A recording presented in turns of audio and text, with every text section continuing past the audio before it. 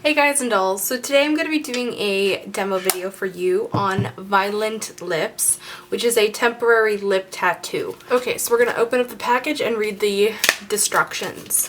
I think I've been watching too much of Will It Blend? So when you open up your envelope of Violent Lips, it comes with 3 of the lips sticker tattoo things, and then, you know, this awesome thing which is like, oh, how about I just buy all these, because they're awesome. And then also the instructions on the back, which I highly recommend you read. So it says blah, blah, blah, blah. I'm not going to bore you with reading them, but it does tell you what you need. You'll need scissors, cotton ball, makeup sponge, and water. So that's what you will also need for this. In fact, let me get out my scissors while I'm thinking about it. Okay, rock and roll. They say to do the top lip first, so we're just going to do it that way because I didn't follow the directions at all yesterday, and I did all kinds of horrible things. I just like flat stuck it on my lip, and then I realized I didn't have it mapped out right. Yeah. I mean, it still ended up working, but I had to pull the sticky stuff off my lips because I didn't do it right, and that hurts, so don't do anything until you read the instructions. So I'm sitting here trying to film this and talk at the same time, and since I'm like pressing something on my lip, I think it would be best actually if I voice over this part. Alright, so the first thing you want to do is measure the lip tattoo. So I start that out at the Cupid's bow to make sure that it's nice and centered, make sure it's going to line up. Then you're going to take that down along the side of your lip and determine where it is that you need to cut the excess length. So mine's going to be right about there. And I'm going to take my handy dandy scissors and give it a little snip snip. Yeah, cool, fun times. Make sure that you really measure that like 2 or 3 times before you do cut though.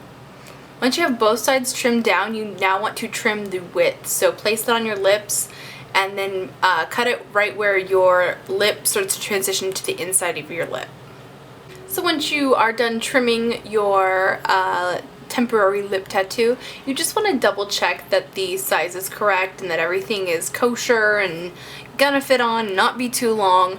I actually cut these just a little bit too short, so for the future I would probably leave them just a little bit longer. Next you want to get a paper towel and just make sure that your lips are super dry, no moisture left, since these do adhere best to clean, dry skin. Then we're gonna peel off the clear backing and we're gonna stick them on. So again, make sure you get everything nice and lined up because it really hurts to have to take these off and redo it. So make sure it's nice and placed well, press it against your lips, and then come down to one side to get sure it's nice and lined up. Make sure it's just nice and super straight, because when these go bad, they go pretty bad, and I'll have a picture of these gone bad. So do the same on the other side, make sure everything's nice and straight, press it on really well. That's super hot. And then we're going to take a wet sponge and start pressing the water on, as well as applying a bit of pressure, since it's a combination of water and pressure that gets these to stick, just like a temporary tattoo you'd put on your arm. And it actually starts to adhere really well to the outer lip lines. It's the inner lip lines that take a little bit longer, it seems. And then once it's set, it'll come right off.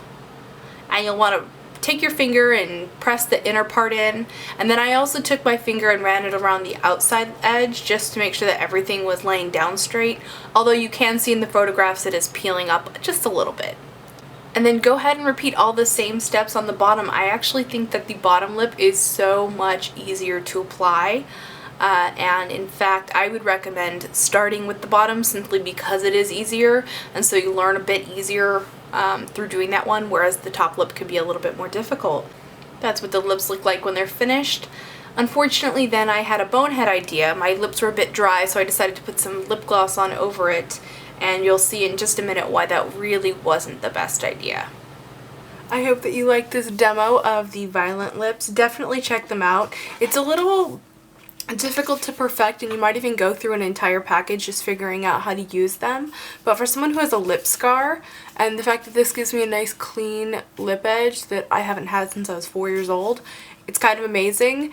And especially if you're not good at lip art, or if you actually want to go out with lip art, because lip art does not last. So here's some things I learned to not do with them. as they're looking a hot mess right now.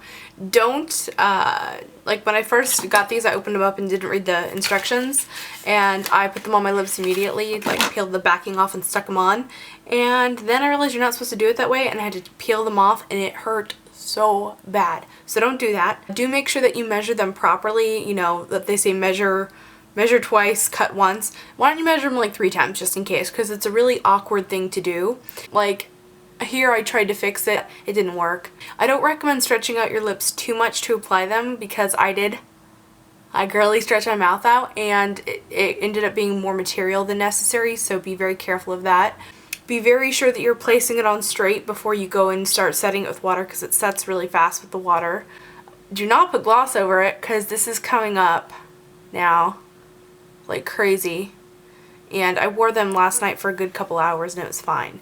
So yeah, I think that's because these actually break down with oil, and then the oils and the lip gloss make it suck. That's pretty much my don't do's. And then when you go to remove it, I'm going to go ahead and just demo taking it off for you really quick. It's the Makeup Remover by Sonia Kashuk. This is technically, I don't know if it's technically oil free. I don't know what it is, but it's a dual phase one, so it'll work. Got that in a cotton pad.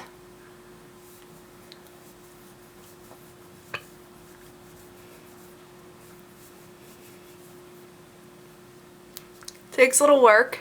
Hey, this is why they're called violent lips, because you gotta kind of get violent with your lips. Just kidding.